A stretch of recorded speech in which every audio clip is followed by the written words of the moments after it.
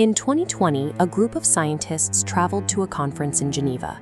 They presented their research, shared their data with the international community, and politely answered every question asked of them. Then they flew home, walked directly into their secure facilities, and wiped their servers completely clean. We often think of secretive states as closed off from the outside world, but Beijing operates in full view of the global economy. They publish reports, host delegations, and sit on international boards. Yet beneath that visible layer lies an architecture specifically built to ensure the complete truth is never released. Consider what Beijing officially told the world in late 2019. A novel coronavirus emerged organically from a wet market in Wuhan.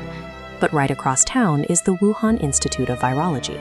This facility housed one of the largest collections of bat coronaviruses on Earth and conducted gain-of-function research, experiments explicitly designed to make viruses more transmissible in human cells, often in partnership with foreign scientists. This grid represents their virus database, a catalog of 22,000 coronavirus samples. In September 2019, it was suddenly taken offline. No explanation was given, and it has never been restored. 14 months later, when the World Health Organization finally arrived in Wuhan to investigate, they were handed 14 months of pre-processed summaries. They were denied access to the original samples, the raw patient records, and the database that no longer existed. By 2023, a classified assessment by the US Department of Energy concluded that a laboratory leak was the most likely origin. Beijing immediately dismissed the report as politically motivated. When an event carries immediate global consequences, the state relies on a simple, overriding mechanism: eradicate the underlying data before independent verification is possible. This control extends far beyond data servers. In the West, we tend to misunderstand the social credit system. We imagine a simple, unified tally that goes up when you follow the rules and down when you don't. This map illustrates the actual architecture. It operates as a complex, decentralized network. Each city, province, and industry maintains its own localized surveillance system, which then feeds data points back into a massive national coordination mechanism. The consequences are entirely physical. By 2023, Chinese courts use this network to block citizens from purchasing train and plane tickets over 20 million times. But the most effective tool in this system rarely makes the news: family punishment. A father's political infraction can easily tank his daughter's employment prospects, or a son's financial debt can block his mother from accessing credit. And the technical infrastructure for this surveillance system is actively being packaged and sold to foreign governments across Africa, Southeast Asia, and Central Asia. This is the commercialization and export of authoritarian population control, designed, tested, and optimized domestically. Sometimes the logistics of this control are simply too large to hide. In 2018, researcher Adrian Zenz looked through mundane government procurement documents and construction permits. Through that bureaucratic paper trail, he uncovered the mass detention of over 1 million Uyghur Muslims in Xinjiang.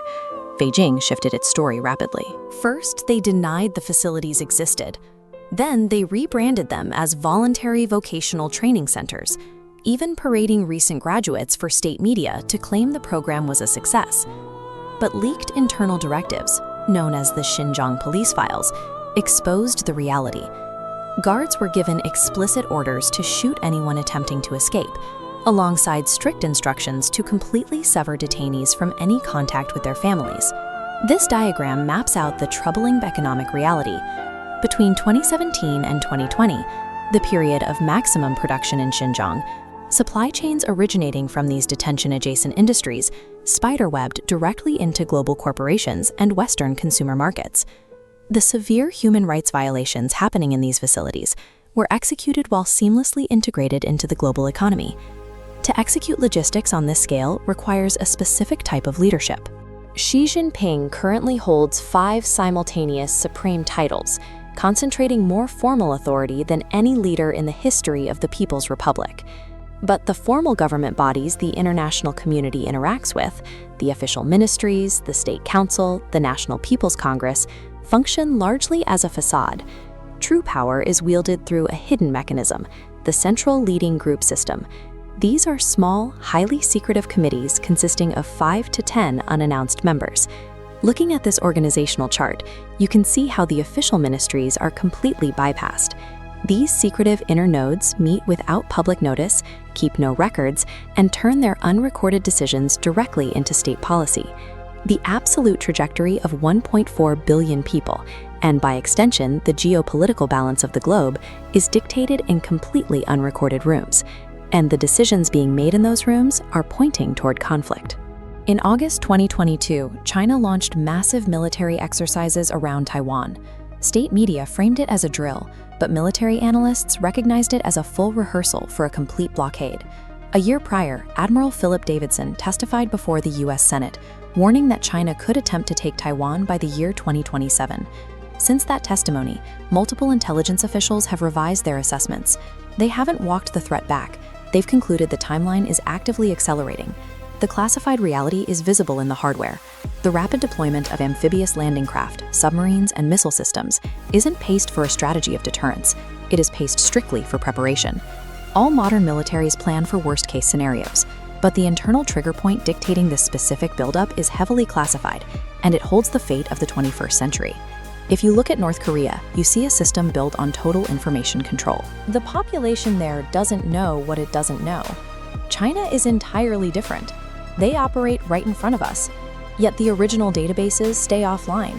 The true committees keep no minutes, and the military thresholds remain entirely classified. It leaves us with one unanswerable question.